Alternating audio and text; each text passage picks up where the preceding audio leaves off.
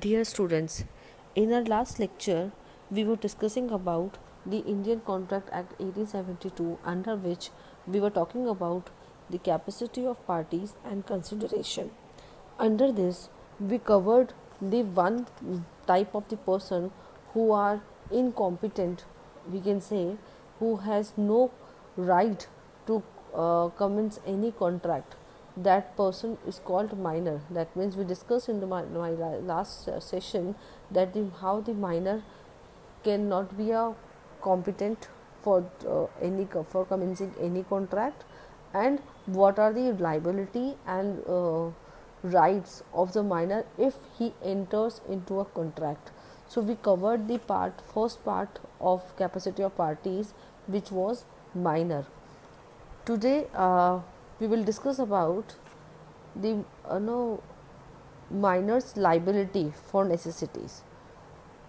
We need to understand the for supplying of the necessity to the minor or his dependent, neither the minor nor his guardian is liable, but the property of minor is liable. So we should understand this, that the necessity of life are those things which without which an individual cannot reasonably exist. So the minor is not already in possession of such necessities, otherwise it is not considered as a necessities. So um, any necessity of things of life like food, clothes, bed, shelter, which is required for the maintenance of the minor's life and for the life of his dependent, any expenses, anything. So minor, any person who is responsible for minor or even minor himself is not liable for the necessity of the life.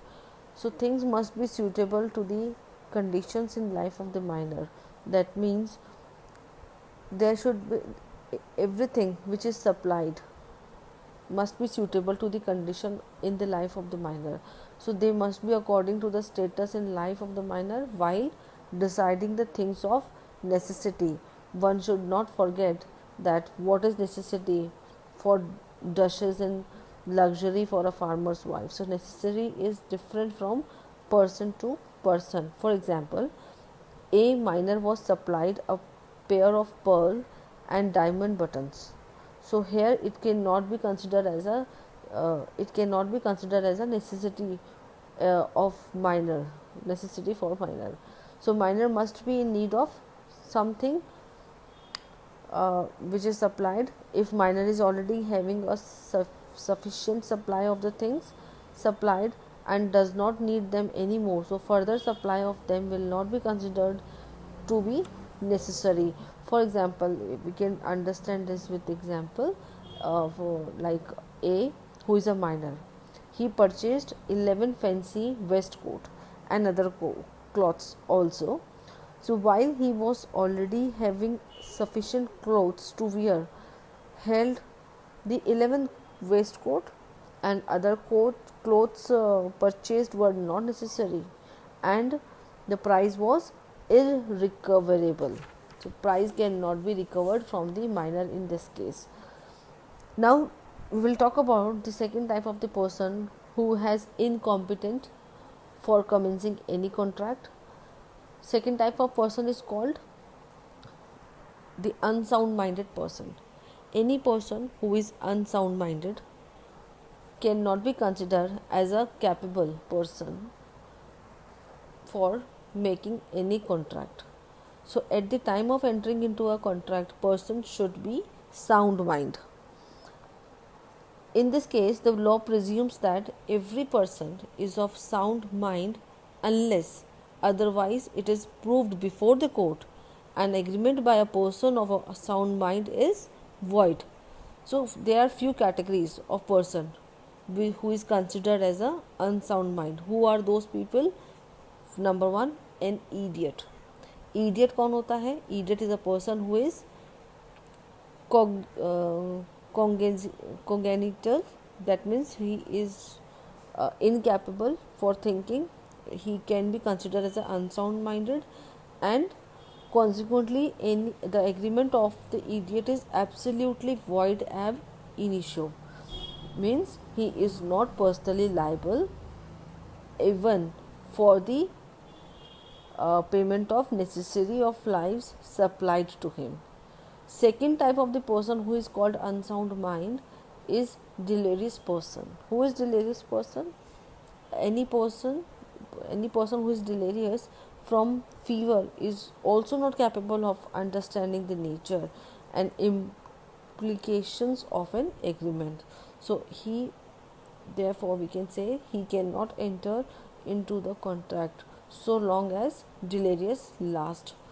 Any person who is hypnotized, it is the third category of unsound mind. Any person who is hypnotized, who is produces temporary incapacity till a person is under the effect of artificial induced sleep. So a person who is hypnotized, we will consider that he has not having a certain capability to think of any decisions. Fourth type of the person is called mental decay. There may be a mental decay or senile mind due to old age or poor health. So when such person is not capable of understanding the contract and its effect upon his interest, so he cannot enter into contract, and a lunatic or is not permanently of unsound mind, so he can enter into a contract during lucid interval. So mental decay is what? Any mental decay due to old age or poor health. In this case, what happens? Person is not capable of understanding the contract because he is not remembering anything. He has no interest. He even cannot enter into any contract. Any person who is drunk, which is the fifth category of the person of unsound mind. Any person who is drunk, he is not having a capability to understand the terms and condition of the contract because his mind is not working properly when he is drunk. So an agreement made by an intoxicated person is void.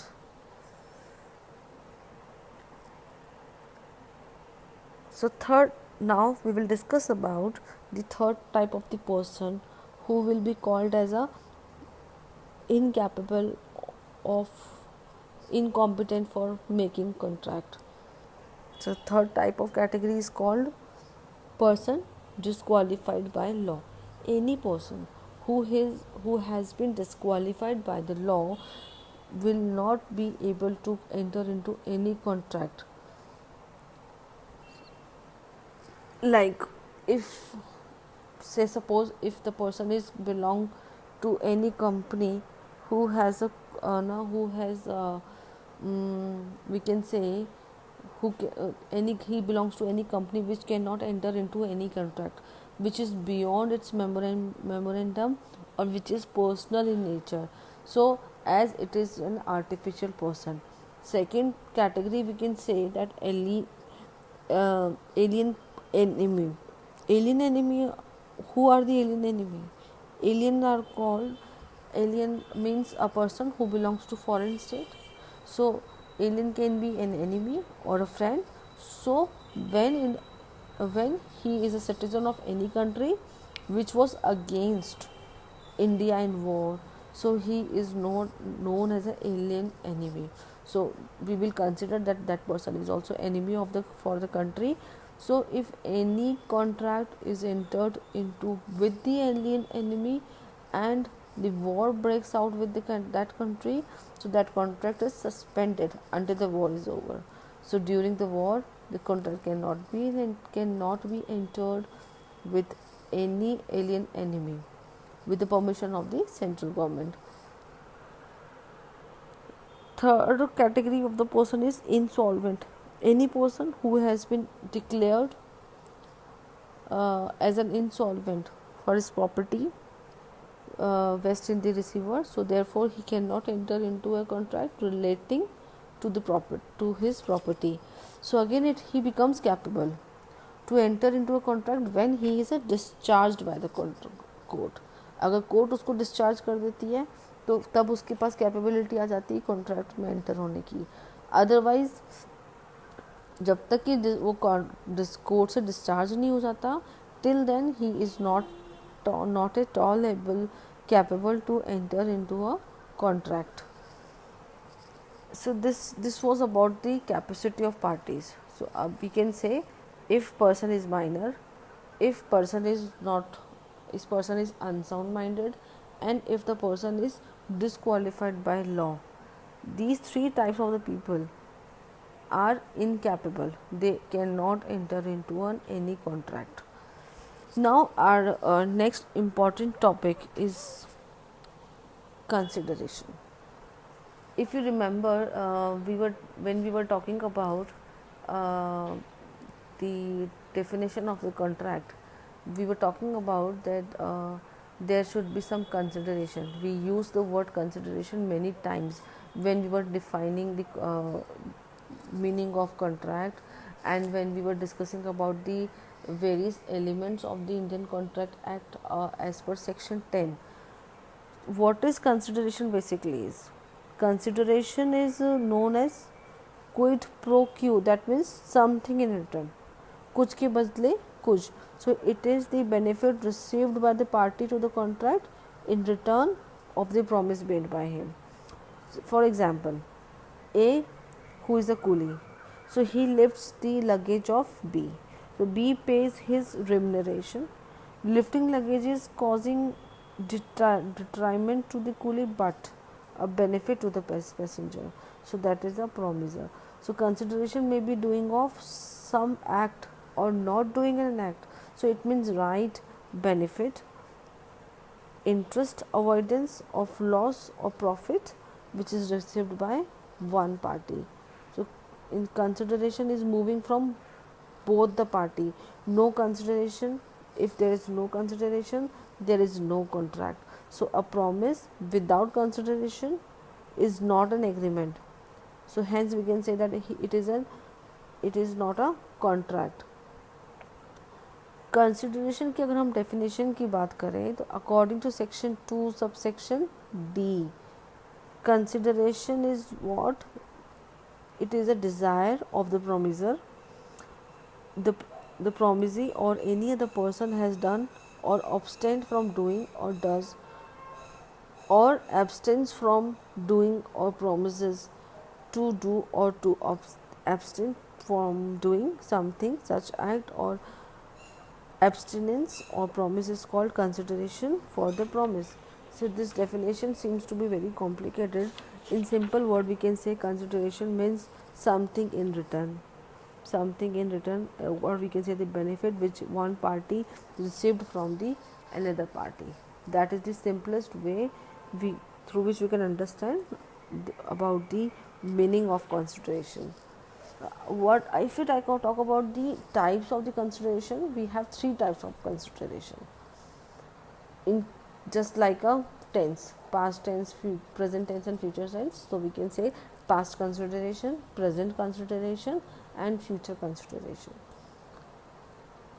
Past consideration means it can be called as a executed consideration. Why it is so?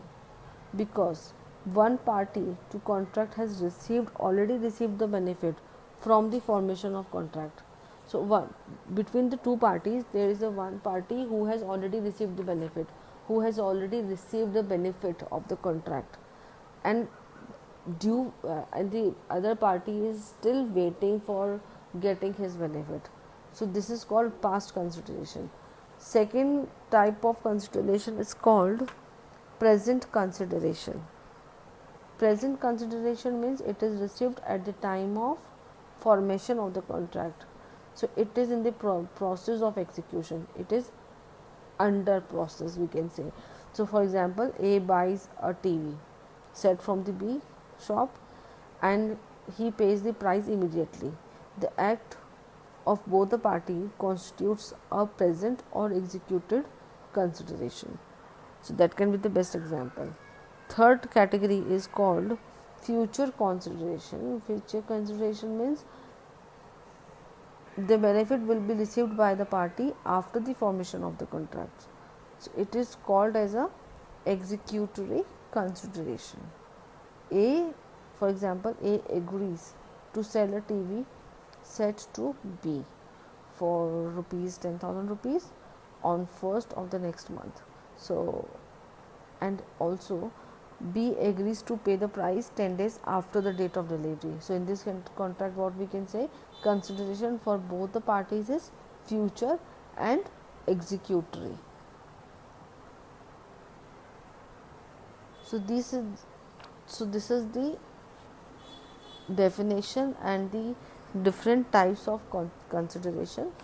In my next session, we will talk about more about the considerations like essentials and what are the legal rules of the consideration, what can be come what can be comes under the category of consideration, and what are the exceptional cases which should not be considered as a consideration, and that will also called illegal consideration. So we will talk about the legal and illegal consideration. That's it for today. Thank you.